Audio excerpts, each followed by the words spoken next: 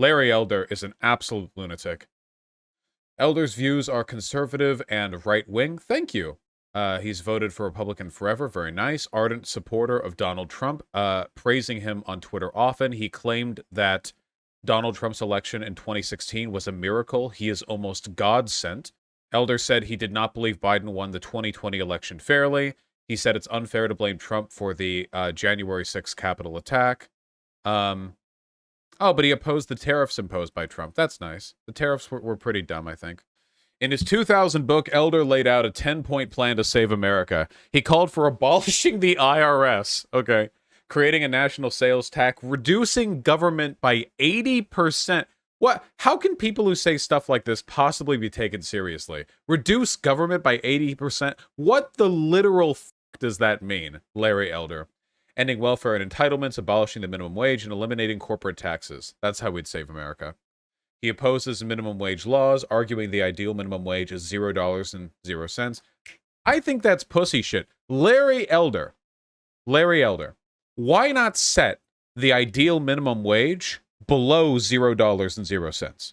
Make it negative $15. Make it so companies can force you to pay them for every hour you work there, okay? That's the free market. What the fuck are you doing? You seriously think that big government stepping in to force companies to not take money from their workers is going to improve America? What are you talking about, man? Yeah, hell yeah, brother.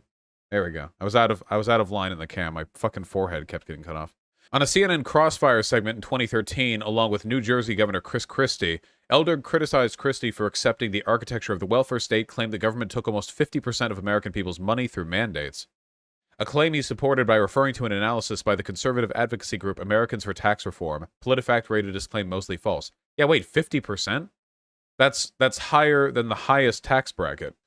Elder has been critical of public sector labor unions, especially the California's Teacher Association. No doubt, no doubt. Charter schools, private schools. In August 2021, Elder came under criticism for his long history of disparaging statements about women. Yes! Here we are. Okay?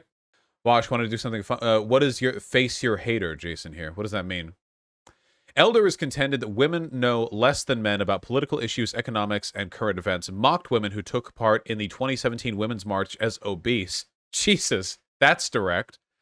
Mocked premenstrual syndrome by saying PMS stands for punish my spouse. What?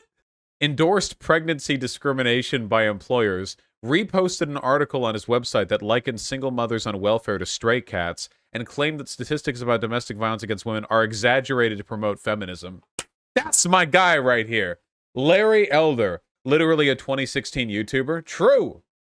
Elder has asserted the Democrats achieve more success among women voters because they have, quote, emotionally driven but often unsound policies, end quote. I bet this guy would be against suffrage. Do you think? I bet this guy would be against suffrage. I have a feel. You know? Like, in his quiet moments. Elder has often denied the gender wage gap exists. Elder contends employers should be allowed to discriminate in employment against women who plan to have children. And in his 2002 book, he wrote women who choose to have children are not dedicated to their jobs and suggested they lacked a commitment to work. Elder reiterated these views in 2021, We Stand a Consistent King, while he ran for governor, and fellow Republican candidate Kevin Falconer criticized Elder's views. He opposes abortion, says Roe v. Wade should be overturned, said it's one of the worst decisions the Supreme Court ever handed down. Anti-LGBT remarks on Twitter, repeatedly used male pronouns when referring to trans women, such as Ines Rao and Caitlyn Jenner. It is known. In 2021, Elder accused California of having a soft-on-crime ethos. He opposes a California law that banned police from using certain chokeholds. Gotta make sure they can use those chokeholds. Elder opposes Prop 47, which reclassified as misdemeanors many low-level drug and property crimes that had formerly been felonies. Interesting. My dude's a libertarian, but he's in favor of allowing police brutality and making sure that drug use is highly criminalized. That's very interesting. How do you have all the wrong opinions? Yeah, curious. Science, environment, and COVID-19. Guys, what do we think his positions are on this? In his 2000 book, he suggested the health hazards of secondhand tobacco smoke had been exaggerated, rejecting the scientific consensus that secondhand smoke is a serious threat that caused 2.5 million deaths in the half century before 2014. Dude, I love this guy. Absolutely. Car deaths? Traffic accidents? Nah. Vaush, this guy cannot be real. This is just your average Republican. Sorry, guys. This is who they were voting for. This was the front runner in the recall vote. This is what Republicans want, okay? Never allow yourself to be deceived by the mental image of your you know, old-timer grandma who just, you know, has some quaint views about people of color. No, no, no, no, no. This is who they are. They'll support anybody like this because they're preferable to the Democrats. He once described climate change as a myth, a crock, disparaged John McCain and George W. Bush, who acknowledged climate change, said global warming is not a big peril to planet Earth. In 2021, he acknowledged the climate is warming, but refused to accept the anthropogenic cause, claiming that it is alarmism. Wanted to remove statewide public health mandates for government workers in California, such as COVID-19 vaccine requirements, mask requirements, or COVID testing. Elder encouraged people in high-risk categories, people who are older, to be vaccinated, but said that young people do not need to be vaccinated. Okay, nice, nice. Elder did not challenge a call-in listener to his radio show who espoused COVID-19 misinformation, suggesting that COVID-19 vaccines were dangerous and part of a Bill Gates orchestrated plot. Very good. Oh, here we go. Allegations of abuse and sexual harassment. His former fiancée, Alexandra Tikig, accused him of abuse. Crazy.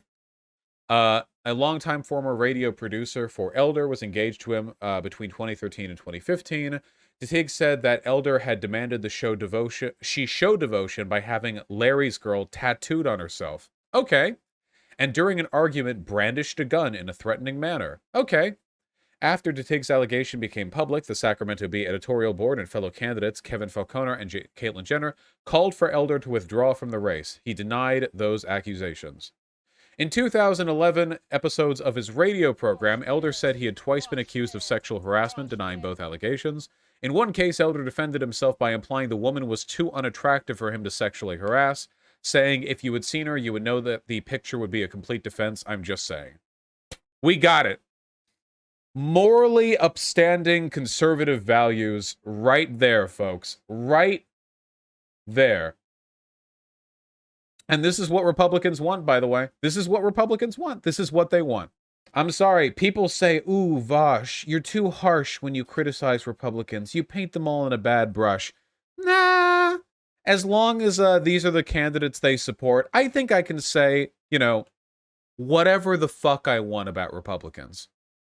I think that's fair. Isn't that fair, guys? I think as long as this is who they put forward, you can say anything about them. You can criticize them however you want. This is the people they support. I don't know how else you could possibly arrive at the conclusion. Really spectacular stuff. Based in correct pill? Yeah. If you're mean, they will have to vote far right. True. I'm forcing them into it, you know, something else.